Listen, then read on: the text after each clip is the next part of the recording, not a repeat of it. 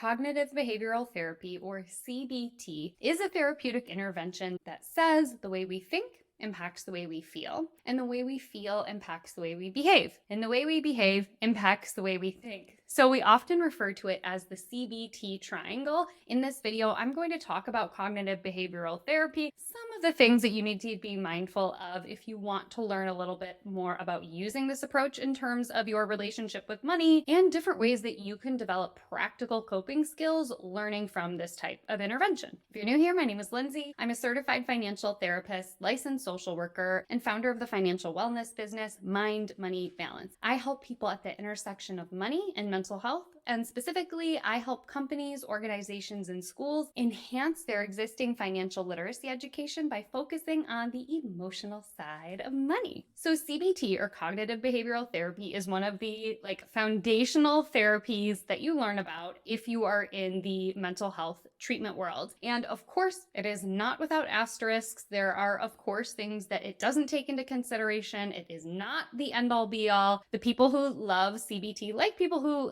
have a great affinity for any type of intervention, love to think that it can fix everything. I just think that's a little grandiose, to be quite honest. But I do think that there are helpful things that we can glean from CBT. As I always put in the description of my YouTube videos, this is not therapy, this is not treatment, this is not diagnostic, this is just informational and educational. As always, if you need personalized mental health care, please seek it out. So cognitive behavioral therapy asserts that if we have a thought that isn't 100% truthful, the term they usually use is a cognitive distortion or a mental filter. You can use whatever language feels good for you. Sometimes I think cognitive distortion sounds a little harsh, and some people like that term, so if that resonates with you, great. But the idea is that oftentimes when we are struggling with our mental health, even if you don't have a diagnosis, we tend to think in ways that are far more negative than what is actually happening in reality. And these cognitive distortions might look like black and white thinking, such as, I either do this or I'm a failure. And when it comes to money, it might look like, if I don't have an emergency fund, then I'm terrible at money. So it's like good, bad, right, wrong. There's not a lot of space for nuance. Another example of a common type of mental filter is catastrophizing. This is where you not only jump to conclusions, but you imagine that things are going to be worse than they usually are, or you're imagining the absolute worst case scenario. Sometimes our mental filters or cognitive distortions are around an inability to see things any differently. So it can make it hard to take in other people's opinions or see other options to solve a problem that we're experiencing. And the idea is, if we take this thought that isn't super helpful, what we can do is look at it with nuance. How true is this thought? What evidence do I have that this is a fact? And what evidence do I have that this might not be fully true? And what might be some ways that I could reframe or soften it to be far more realistic? What we hope to find when a person is engaging in cognitive behavioral therapy is, as their thoughts shift from fully being negative and not being able to really see nuance to a more neutral stance, the hope is that they feel differently about the problem they're experiencing, and then they also might change the behaviors they're engaging in. So let's move on to the feelings piece. When we are experiencing these types of mental filters that aren't super helpful, we usually don't feel great, right? We usually feel anxious, avoidant. We might experience low self-esteem, or we might feel the physical symptoms of not feeling great. We might feel tired. We might have muscle tension, difficulty sleeping at night, having ruminating thoughts, or thoughts just kind of on a loop. And when we feel that way, when we feel anxious, tired, or we're experiencing thoughts that are on a loop, it makes it really hard to feel good enough or motivated enough to change a behavior. And the idea is, if we have a not helpful thought, we feel not very great, and thus we are behaving in a way that probably supports that negative thought rather than behaving in a way that challenges that negative thought. The other thing to think about with cognitive behavioral therapy is a lot of people focus on the cognitive, and they focus on, we need to fix the thought before we can talk about how you're feeling or before we can change your behavior. And everybody's different. Some people do need to kind of massage the thought and reframe the thought and try different ways of looking at a problem first before they can feel differently or try a different behavior. Other people are the people who believe by doing, or they'll believe it when they do it. They are the people who have to actually do something and see an outcome in order to have their thoughts get on board. So for example, if a person is experiencing social anxiety and the behavior is that they say no to hanging out with their friends, rather than spending time in their head thinking all of the neutral or potentially positive things that might be going on in the way that they engage with people, they may have to just say, you know what? I'm going to go to that birthday party. I'm going to stay there for at least 90 minutes. And even if it's uncomfortable, I have to physically try the thing so that I can get my brain on board to say like, oh yeah, it was a little awkward at first, but it got better as time went on. But you actually have to engage in the behavior to get your brain or your thoughts on board. Does that make sense? So it is not that we have to enter into cognitive behavioral therapy thoughts first, feelings second, behaviors last. We're all different. Some people like to try the behavior or try the action first.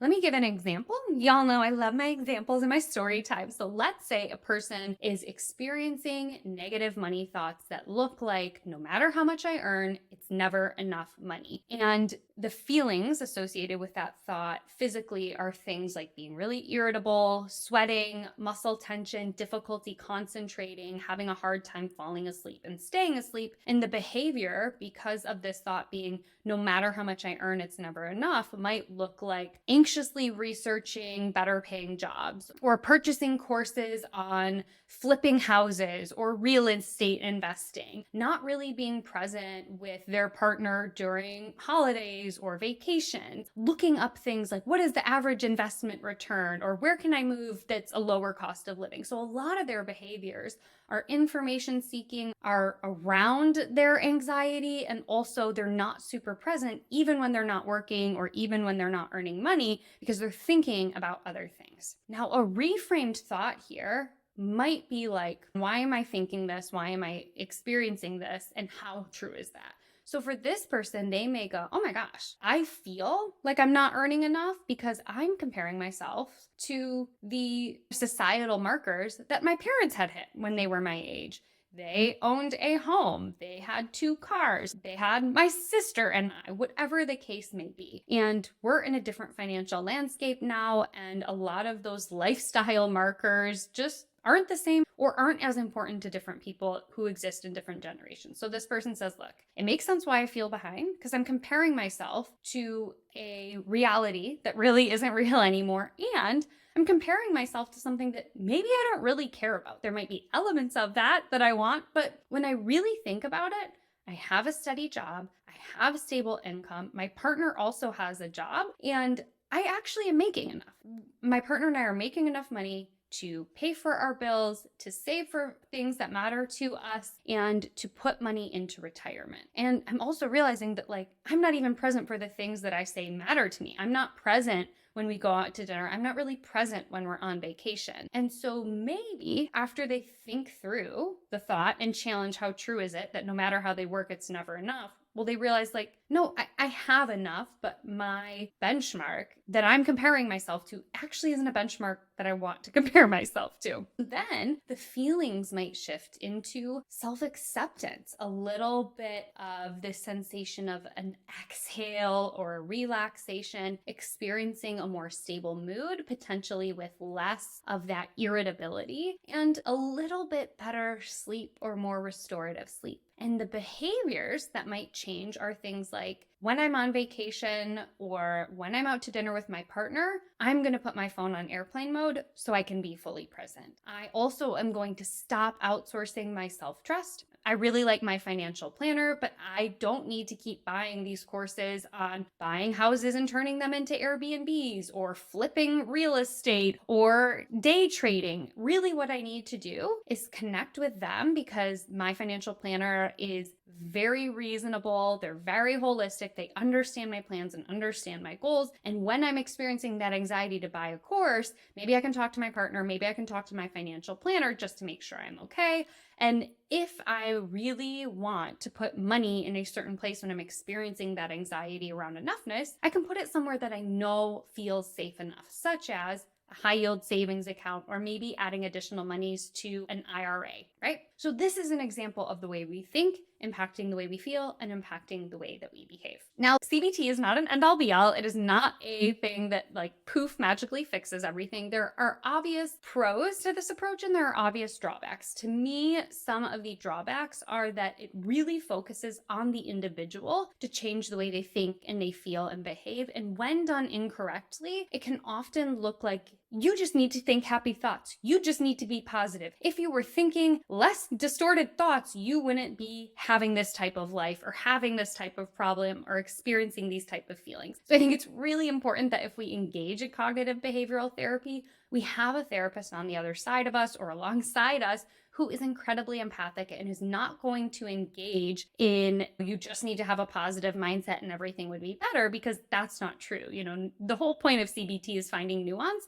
And sometimes people who are taking others through CBT like miss that. It is not a magic wand, and it is not about putting it all on you to just be positive and think happy thoughts and then everything would change. The other downfall to me of cognitive behavioral therapy is, as I mentioned, it's highly individualistic and it doesn't always take into consideration that there may be a very good reason why you're experiencing a high level of economic anxiety. Even if you're earning a good income, even if you've got a plan for retirement, even if you're actively paying down debt, like, we live in a society where economic uncertainty is much higher than it was before. And we're seeing some of the cracks in things. We're seeing these mass layoffs that weren't as common before. We're seeing record high inflation. We are seeing things that rightfully might make us anxious about what's going on in our personal finances. So it's important to make sure that we're including those things if we're practicing something like this and we're not just like brushing it off about just being the way that you think. Now, the things that I do like about it, we have a lot of evidence that this type of modality tends to be pretty helpful for folks who have depression or anxiety. So we've got a lot of good data that this type of intervention can work. The other thing that I like is that, much like any type of therapy, this really requires you, if you're going through this type of therapy, to participate and to try things out and to get into the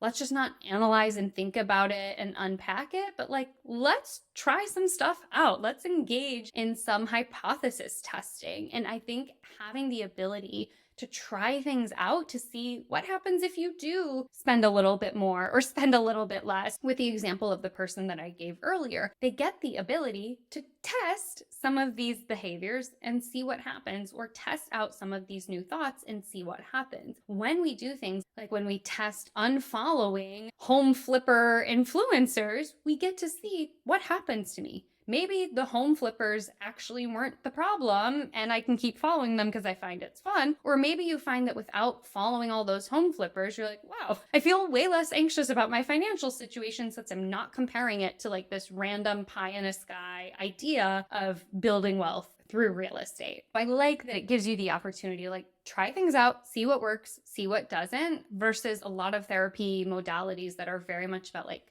just staying up here. I think it's often really important to just try things out and see what happens. So that's how cognitive behavioral therapy might help you with your money. If you want to bring me into your organization or school to talk about things like this and talk about financial wellness from a holistic lens, from a person who's a licensed mental health care practitioner, reach out, go to mindmoneybalance.com/speaking to learn more about some of my signature presentations and bringing me in. If you are finding yourself getting stuck in these old thought patterns or getting stuck in these old behaviors or getting stuck feeling a certain sort of way, you can play around with testing it out and see what happens. And, let me know if this helped you at all kind of think about your money or your relationship to money in a new way. All right, I'll see you in the next video.